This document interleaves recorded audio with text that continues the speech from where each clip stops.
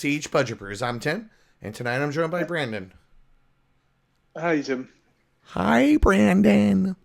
How are you? I'm doing great. How are you doing? I'm surprised you didn't say, why are you like this? No, it's fine. you're just kind of used to it now. Yeah. Wow. Anyway, so continuing in our series of beginner cEDH meta busters, I wanted to go over Winona Snowball Stacks. So for those of you who don't know, Winona Snowball Stacks is actually one of the most winning decks in like the tournament environment currently. Maybe not necessarily winning the whole thing, but it has one of the like highest amount of appearances in finals pods, at least for game tournaments that have been submitted, as well as it's just been performing relatively well, and it being in two colors and not having blue makes it a pretty budget friendly deck to pick up and play.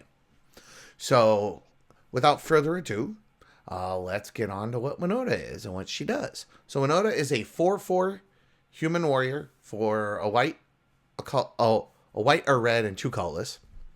And then she has a trigger ability of whenever a non-human creature you control attacks, you get to look at the top 6 cards of your library, and then you may put a human from among them into play tapped attacking.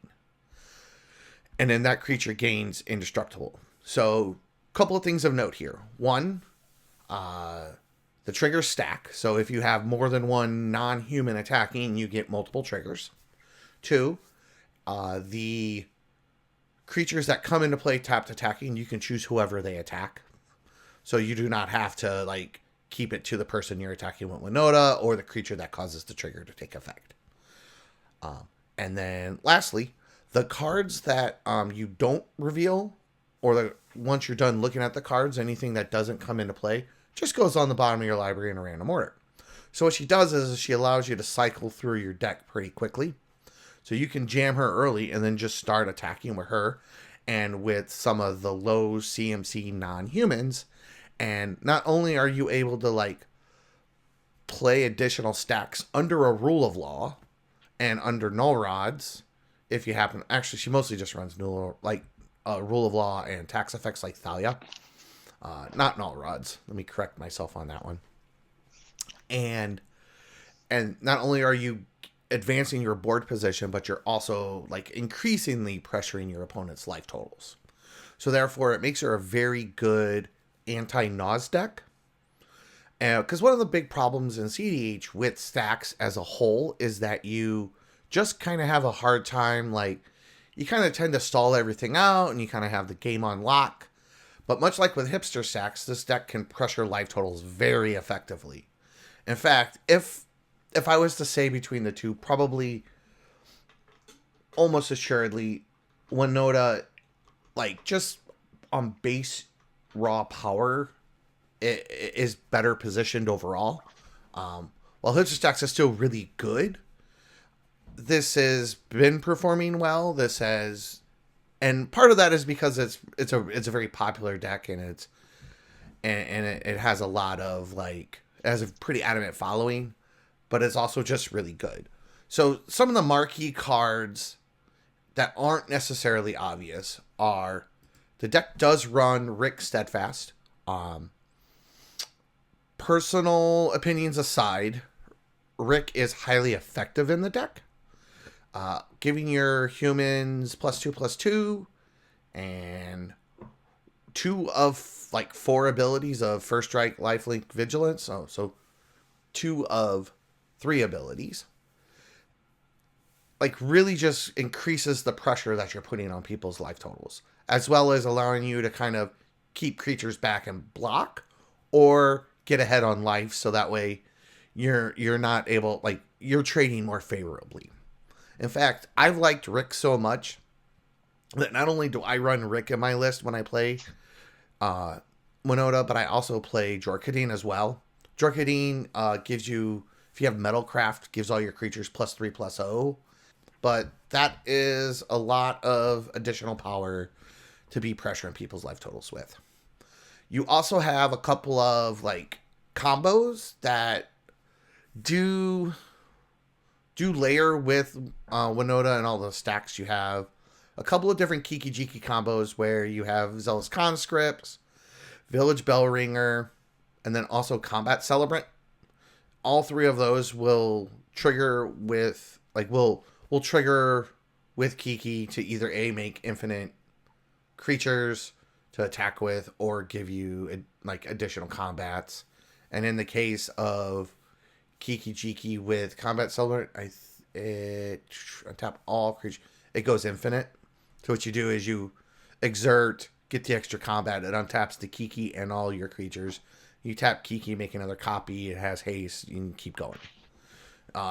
As well as you can also use Rionia to make copies of like Combat Celebrant or make copies of just a bunch of creatures. And again, Presser's life totals very effectively.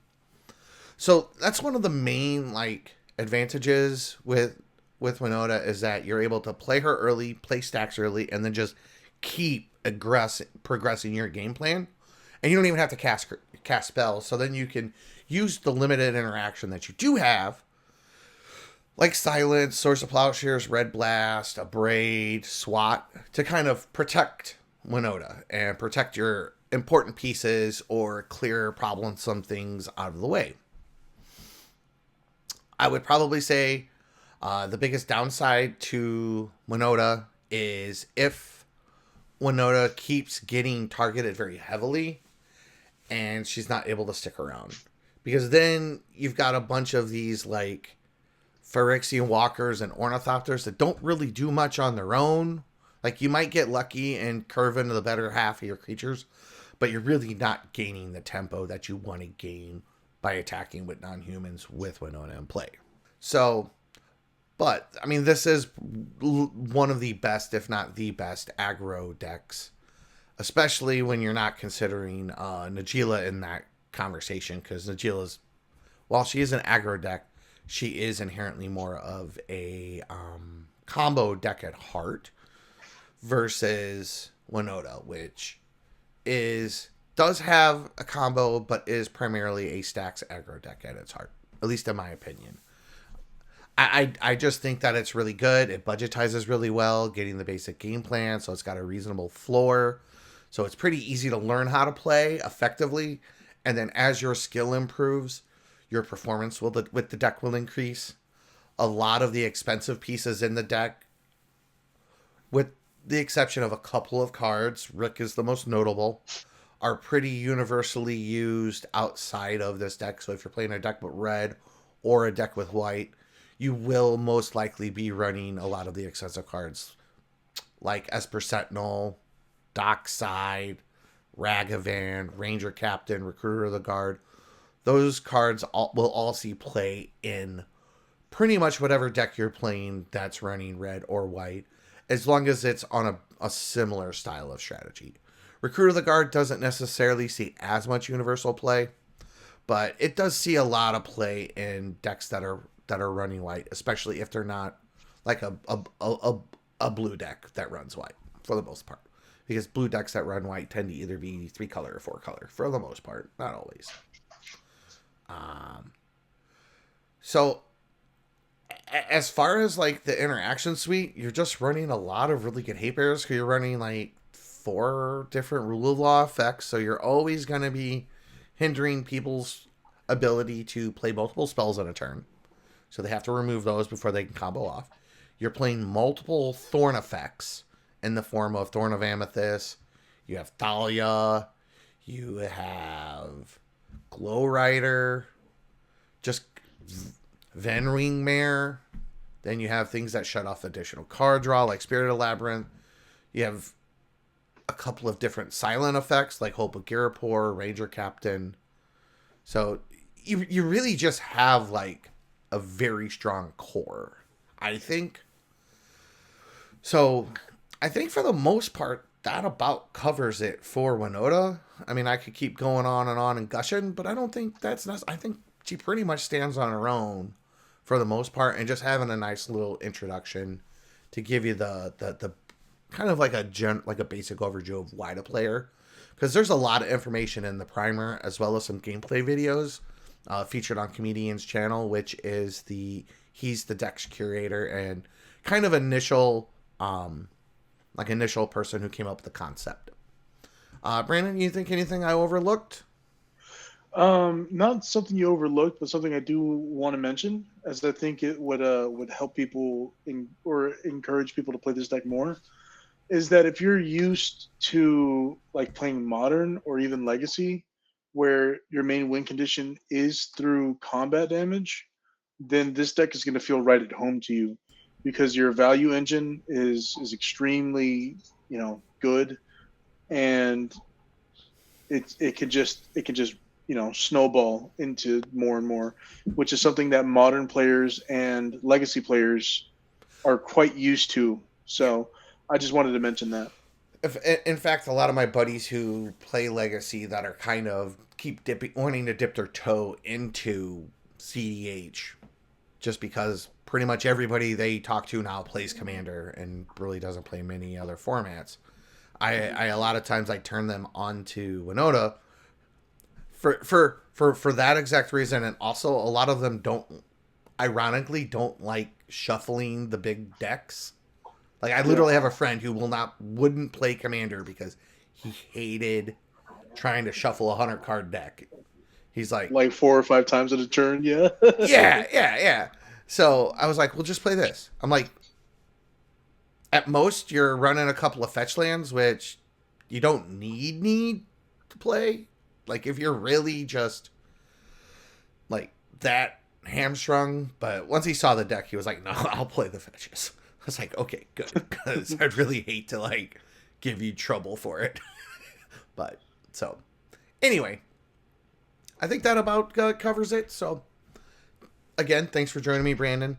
And if you have any questions or comments, or have any ideas for commanders for us to review, especially ones that you think are good beginner commanders, which is generally where I want to focus this series mostly.